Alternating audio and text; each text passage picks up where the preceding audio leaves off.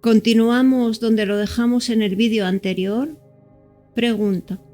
Usted no ha mencionado la identificación, pero ¿puedo formularle una pregunta sobre ella? Respuesta. Sí, por favor. Pero aquí no todos escucharon sobre eso, de modo que daré una pequeña explicación. Vea. Cuando empezamos a observar particularmente las emociones, pero realmente todas las otras funciones también, encontramos que todas nuestras funciones están acompañadas de cierta actitud. Nos absorbemos demasiado en las cosas, nos perdemos demasiado en las cosas, particularmente cuando aparece el más leve elemento emocional. Eso se llama identificación. Nos identificamos con las cosas. No es una palabra muy buena, pero en nuestro idioma no hay otra mejor. La idea de la identificación existe en los escritos indios y los budistas hablan de apego y desapego. Estas palabras me parecen incluso menos satisfactorias porque antes de encontrar este sistema leí estas palabras y no las entendí, o más bien, las entendí, pero tomé la idea intelectualmente. Solo las entendí en plenitud cuando encontré la misma idea expresada en ruso y en griego por los primitivos autores cristianos. Estos tienen 4 palabras para los 4 grados de identificación, pero esto no es necesario aún para nosotros. Tratamos de entender la idea no por definición, sino por observación. Es cierta cualidad del apego, estar perdido en las cosas. Pregunta. ¿Se pierde el sentido de la observación? Respuesta. Cuando usted se identifica, no puede observar. Pregunta. Usualmente, ¿eso comienza con la emoción? ¿La posesividad entra en eso también? Respuesta. Sí, muchas cosas. Primero empieza con el interés. Usted se interesa en algo y en el momento siguiente usted está en eso y no existe nada más. Pregunta. Pero si usted piensa y es consciente del esfuerzo de pensar, ¿eso le salva de la identificación? Usted no puede hacer ambas cosas a la vez. ¿O puede? Respuesta. Sí, le salva por un momento, pero en el momento siguiente llega otro pensamiento y le lleva lejos, de manera que no hay garantía. Usted debe estar vigilando todo el tiempo contra eso. Pregunta. ¿Qué emociones negativas se tiende a glorificar? Respuesta. Algunas personas están muy orgullosas de su irritabilidad o irritación, o de algo así. Gustan que se las juzgue muy recias. Prácticamente no hay emoción negativa que no pueda disfrutarse, y eso es lo más difícil de comprender. Realmente, algunas personas obtienen todos sus placeres de las emociones negativas. La identificación en relación con las personas asume una forma especial que se llama en este sistema considerar. Pero considerar puede ser de 2 clases. Cuando consideramos los sentimientos de otras personas y cuando consideramos los propios. Principalmente, consideramos nuestros sentimientos. Consideramos mayormente en el sentido de que la gente, de algún modo, no nos valoriza bastante o no piensa bastante en nosotros, o no es bastante cuidadosa con nosotros. Para eso encontramos muchas palabras. Esta es una importantísima faceta de la identificación y es muy difícil librarse de ella. Algunas personas están plenamente en su poder. En cualquier caso, es imposible observar la consideración. Para mí, personalmente, al comienzo, la idea más interesante era la del recuerdo de sí. Simplemente no podía entender cómo la gente podía pasar por alto tal cosa. Toda filosofía y toda la psicología europeas fallaron precisamente en este punto. Hay vestigios en enseñanzas más antiguas, pero están tan bien disfrazadas y ubicadas entre cosas menos importantes que ustedes no pueden ver la importancia de la idea. Cuando tratamos de tener presentes todas estas cosas y observamos, llegamos a la clarísima conclusión de que, en el estado de conciencia en que nos hallamos, con toda esta identificación, consideración, emociones negativas y ausencia del recuerdo de sí, estamos realmente dormidos. Solo imaginamos que estamos despiertos. De modo que, cuando tratamos de recordarnos, eso significa solamente una cosa: tratamos de despertar. Y despertamos por un segundo, pero luego nos dormimos otra vez. Este es nuestro estado del ser, de modo que estamos realmente dormidos. Solo podemos despertar si corregimos muchas cosas en la máquina y si trabajamos muy persistentemente sobre esta idea de despertar, y durante largo tiempo. Pregunta: ¿el dolor físico fuerte deforma nuestras ideas mentales? Respuesta: ciertamente. He ahí por qué no podemos hablar de eso. Cuando hablamos del hombre en su estado normal. Entonces, podemos hablar de obtener estas nuevas funciones, la conciencia, etc. No pueden tomarse casos excepcionales porque deforman todo el cuadro. En conexión con eso, hay muchas cosas interesantes. Este grupo que encontré en Moscú usaba metáforas y parábolas orientales, y una de las cosas de la que gustaban hablar era de la prisión. Que el hombre está en prisión, por tanto, ¿qué puede desear? ¿Qué puede anhelar? Si es un hombre más o menos sensible, puede desear una sola cosa: escapar. Pero incluso antes que pueda formular este deseo que quiere escapar, debe tomar conciencia de que está en prisión. Si no comprende que está en prisión, no puede desear escapar.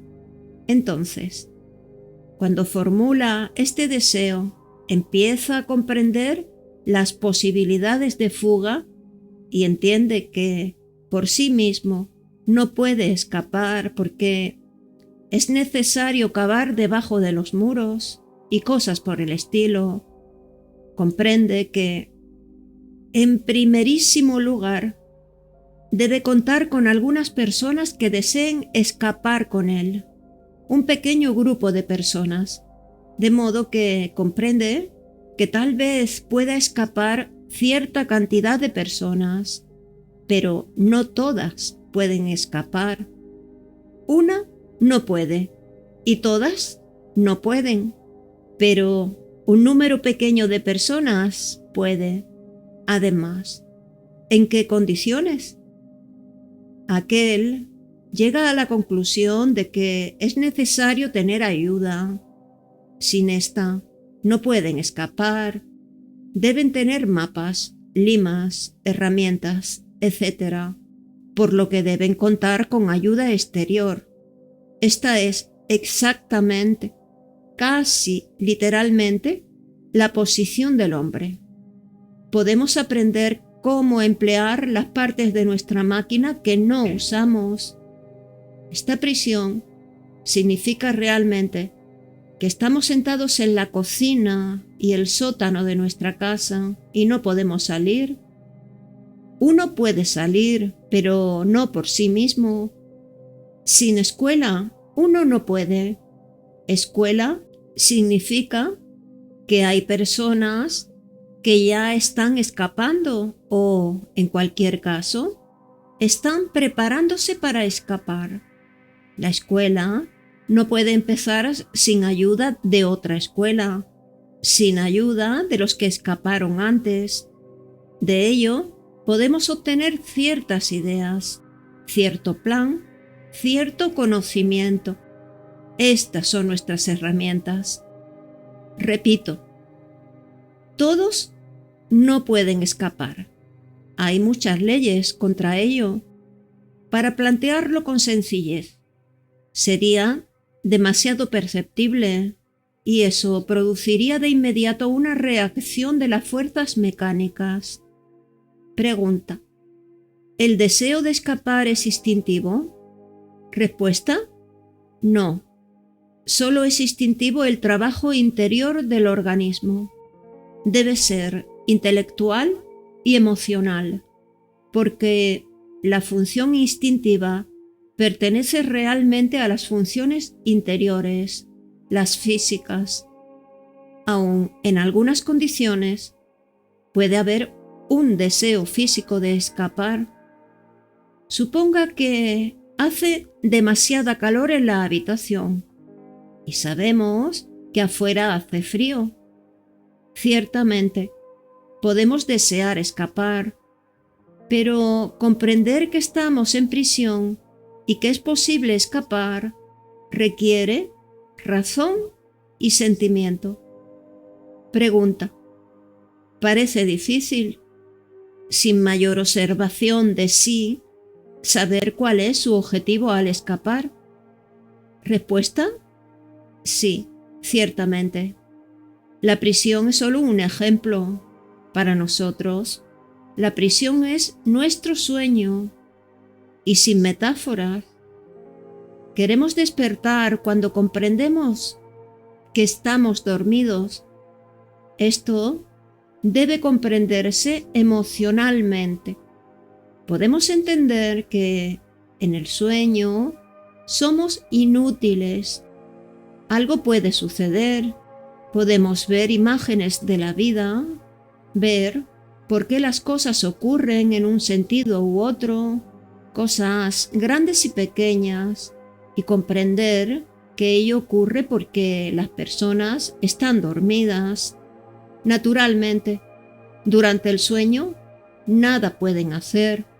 Usted sabe que en relación con estas ideas y estos métodos, vivimos en un tiempo más bien extraño en un sentido, porque las escuelas están desapareciendo rápidamente. Hace 30 o 40 años era posible hallar muchas clases de escuelas que ahora prácticamente no existen o son mucho más difíciles de hallar. Pregunta: ¿están desapareciendo en Oriente igual que en Occidente? Respuesta: me refiero a Oriente, por supuesto. En Occidente cesaron de existir hace ya mucho tiempo, pero pienso que mejor tendríamos que hablar de las escuelas por separado. Es un tema interesantísimo porque no sabemos cómo efectuar las divisiones correctas. Hay diferentes clases de escuelas. Pregunta: cuando por primera vez se trata de observar, es mejor escoger un montón de ocupaciones breves que enfrascarse en prolongadas ocupaciones. ¿Eso constituye una diferencia? Respuesta: no. Usted debe tratar de observarse en diferentes condiciones. no solamente en las mismas condiciones. Pregunta. Entonces, ¿es bueno analizar después? Respuesta. No. Hablando en general, al comienzo y durante largo tiempo, no debe haber análisis. A fin de analizar, usted debe conocer las leyes. ¿Por qué las cosas sucedieron de ese modo y no pudieron suceder de otro? De manera que, antes que conozca las leyes, es mejor que no trate de analizar. Limítese a observar las cosas como son y trate de clasificarlas más o menos en funciones intelectuales, emocionales, instintivas y motoras. Cada una de estas funciones tiene su propio centro o mente, a través del cual se manifiesta. En conexión con las funciones y estados de conciencia, y desde el punto de vista de su evolución posible, el hombre se divide en 7 categorías. Las personas nacen solo en una de las 3 primeras. La persona en quien predomina la función instintiva o motora y en quien están menos desarrolladas las funciones intelectuales y emocionales se llama hombre número 1. Pero si la función emocional predomina sobre las otras funciones, se llama hombre número 2. Y si predomina la función intelectual, es el hombre número 3. Más allá de estas 3 clases de hombres, pero no nacido como tal, está el hombre número 4. Esto significa el comienzo del cambio, principalmente en la conciencia, pero también en el conocimiento y la capacidad de observación. Luego sigue el hombre número 5, que ya ha desarrollado en sí mismo el tercer estado de conciencia, esto es, la conciencia de sí, y en quien trabaja la función emocional superior. Después viene el hombre número 6 y finalmente el hombre número 7, que tiene plena conciencia objetiva y en quien trabaja la función intelectual superior. Pregunta. ¿Cómo puede reconocerse un hombre superior a nosotros cuando no sabemos qué buscar? Respuesta.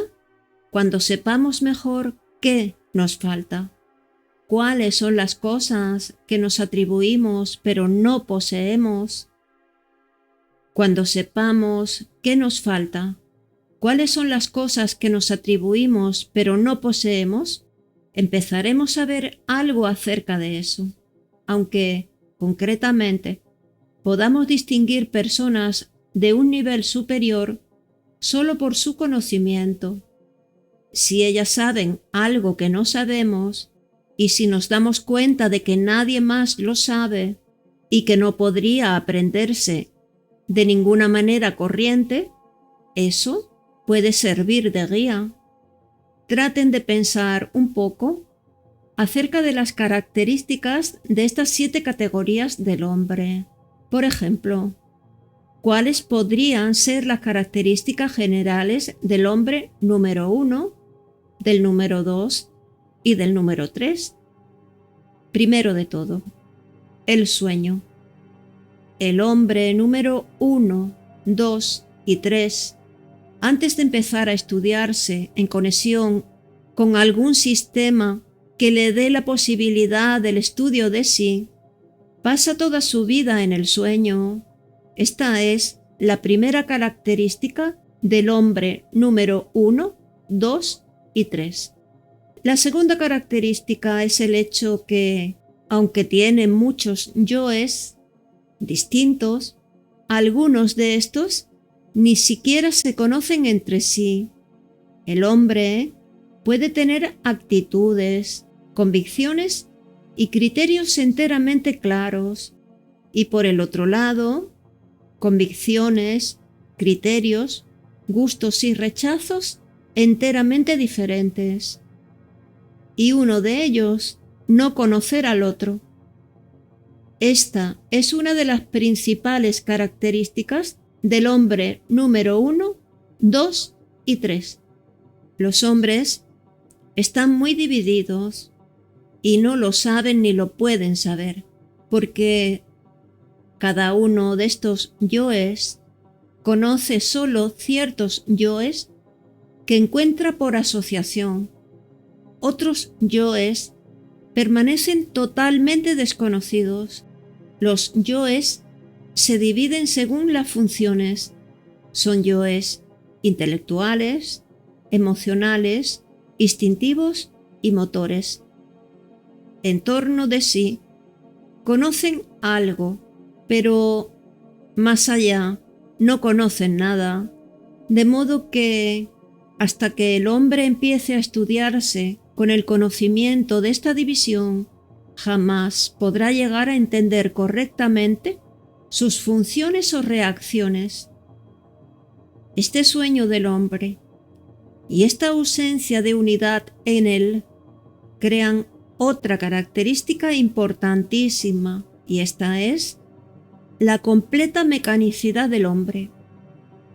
El hombre, en este estado, el número 1, 2 y 3, es una máquina controlada por influencias externas. No tiene posibilidad de resistir estas influencias externas, ni posibilidad de distinguir una de otra, ni posibilidad de estudiarse aparte de estas cosas.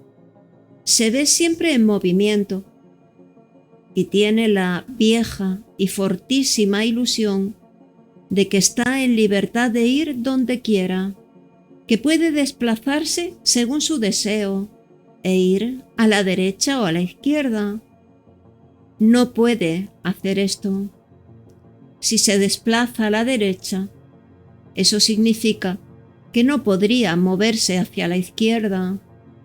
La voluntad es una idea enteramente equivocada. No existe. La voluntad solo puede existir en el hombre que tiene un yo controlador, pero mientras aquel tenga muchos yoes diferentes que no se conozcan uno al otro, tiene otras tantas voluntades diferentes. Cada yo tiene su propia voluntad.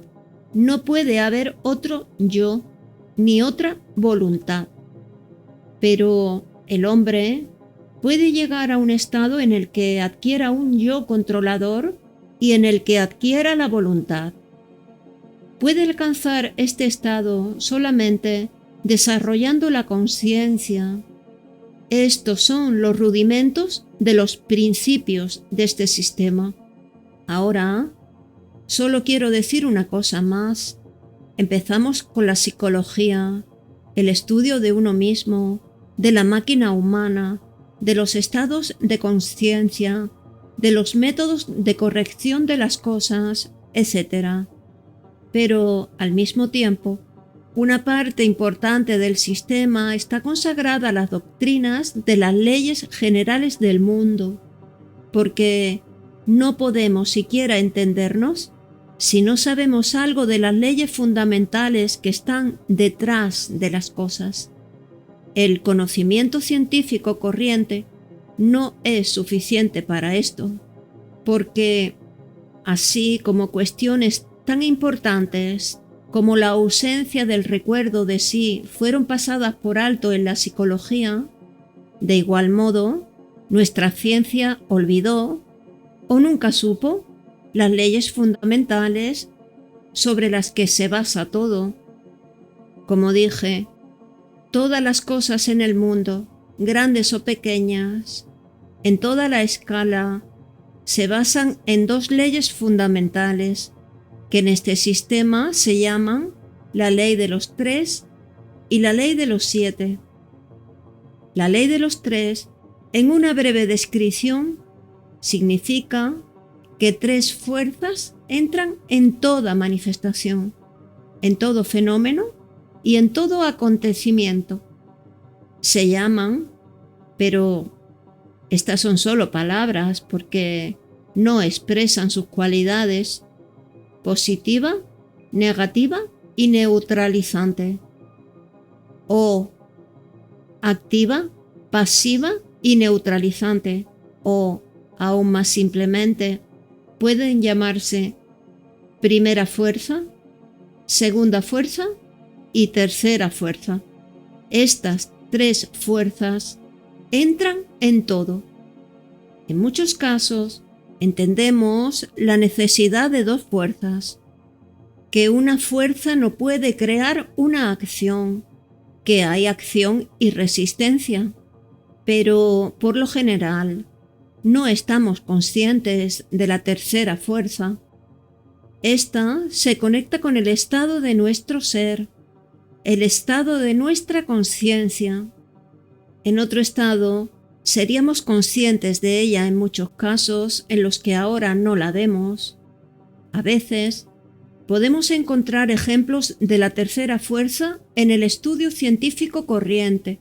Por ejemplo, en la química y la biología, podemos hallar la necesidad de una tercera fuerza en la creación de los acontecimientos y fenómenos. Empezamos con el estudio de la psicología. Después hablaremos más acerca de las tres fuerzas y podremos hallar algunos ejemplos de su interacción, pero es mejor estar preparado y acostumbrarse ahora a la idea de la necesidad del estudio de estas tres fuerzas. La ley de los 7 debe también describirse brevemente. Significa que ningún proceso marcha en el mundo sin interrupciones.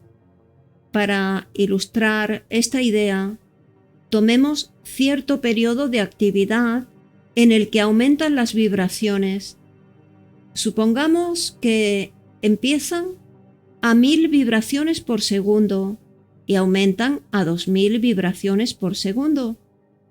Este periodo se llama una octava, porque esta ley se aplicaba a la música, y el periodo se dividía en 7 notas y una repetición de la primera nota. La octava, particularmente la octava mayor, es realmente un cuadro o una fórmula de una ley cósmica, porque en los órdenes cósmicos, dentro de una octava, hay dos momentos en los que las vibraciones bajan por sí mismas. Las vibraciones no se desarrollan regularmente. En la octava mayor, esto se demuestra mediante los semitonos faltantes.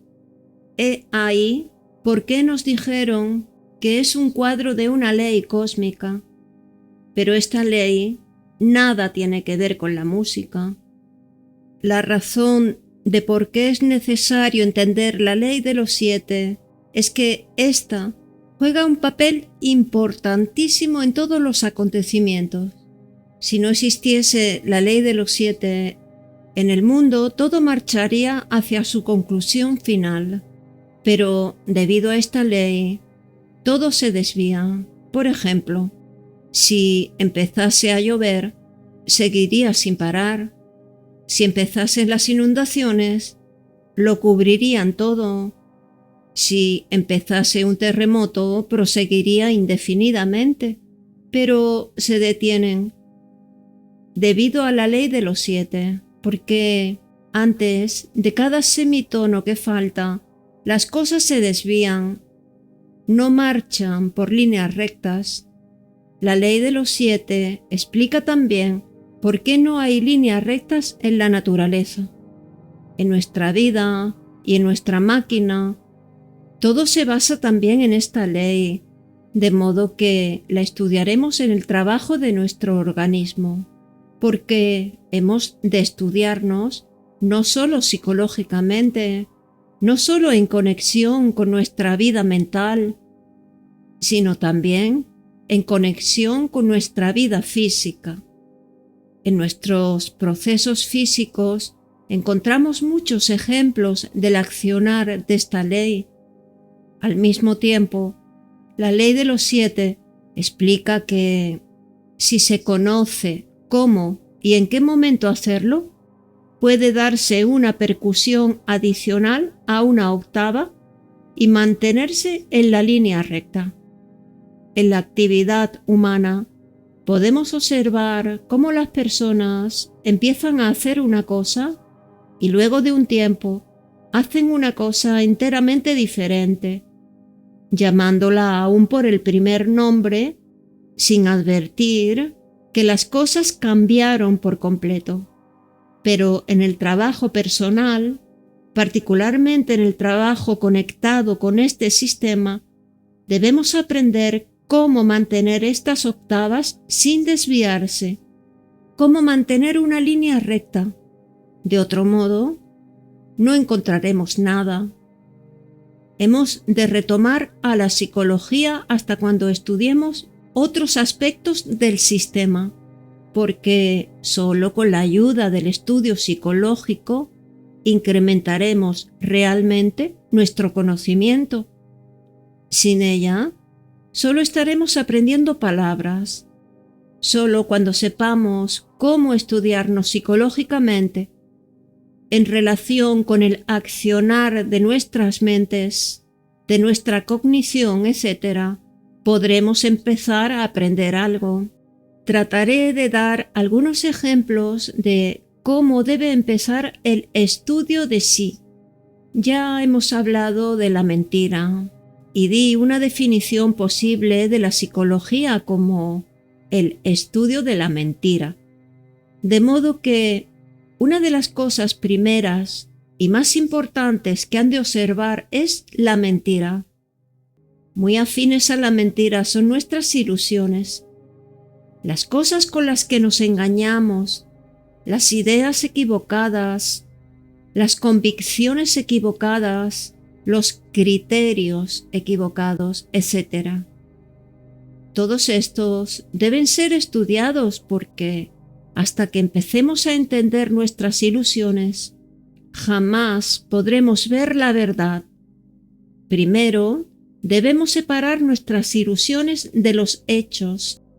Solo entonces será posible ver si podemos aprender realmente algo nuevo. Una de las ilusiones más importantes y más difíciles de vencer es nuestra convicción de que podemos hacer. Traten de entender lo que eso significa. Pensamos que elaboramos un plan, decidimos, iniciamos y logramos lo que queremos. Pero el sistema explica que el hombre número 1, número 2 y número 3 no puede hacer. No puede hacer nada. Simplemente le ocurre todo. Eso puede sonar extraño, particularmente ahora en que todos piensan que pueden hacer algo, pero poco a poco entenderán que muchas cosas que acostumbramos decir en general sobre el hombre solo podrían ser ciertas sobre hombres de un nivel superior y no se aplican a los hombres de nuestro nivel bajo. Si se dice que ese hombre puede hacer, eso estaría en lo cierto con respecto al hombre número 7 y número 6. Incluso el hombre número 5 puede hacer algo en comparación con nosotros, pero nosotros no podemos hacer nada. También podrían decir que piensan que el hombre tiene conciencia. Esto estaría correcto en relación con el hombre número 5, número 6 o número 7. Empezando con el número 5. Y si dijeran que el hombre tiene conciencia, eso sería cierto en relación con el hombre número 4, pero no en relación con el hombre número 1, número 2 y número 3. Debemos aprender a distinguir a qué categoría de hombre se refieren las cosas, porque algunas cosas están bien en relación con una categoría, pero equivocadas en relación con otras. Es importantísimo entender que el hombre no puede hacer porque esta es la base de nuestra visión de nosotros mismos. Y aunque estemos contrariados con nosotros mismos, pensamos que las demás personas pueden hacer. No podemos aceptar completa y plenamente que las cosas suceden mecánicamente y que nadie les da un empujón. Al principio es difícil ver esto en gran escala, pero lo verá muy pronto en usted. Al estudiarse, si trata de hacer ciertas cosas que generalmente no hace, por ejemplo, si trata de recordarse, si trata de estar consciente de usted mismo, entonces, muy pronto, verá si puede hacer algo o no. Y, en la mayoría de los casos, hallará que no puede hacerlo. Y aquí lo vamos a dejar por hoy.